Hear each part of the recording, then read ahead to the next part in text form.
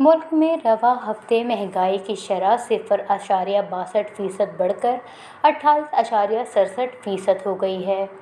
مرغی، انڈے، پیاز سمیت دیگر ضرورت کی اشیاء مہنگے ہوئے۔ ٹماٹر، دال مسور، مونگ، گھی، لہسن اور LPG سستی ہو گئی۔ 15 اشیاء کی قیمتوں میں استحکام رہا۔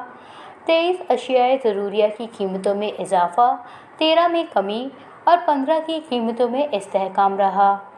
حساس اشاریوں کے انڈیکس کے مطابق رواں ہفتے جن اشیاء کی قیمتوں میں گزشتہ ہفتے کے مقابلے میں اضافہ ہوا، ان میں مرغی کی قیمت میں 4.89%، انڈے 3.86% اضافہ ہوا، جبکہ چینی، کیلے، بریڈ، ٹوٹا چاول کی قیمت میں بھی اضافہ ریکارڈ کیا گیا۔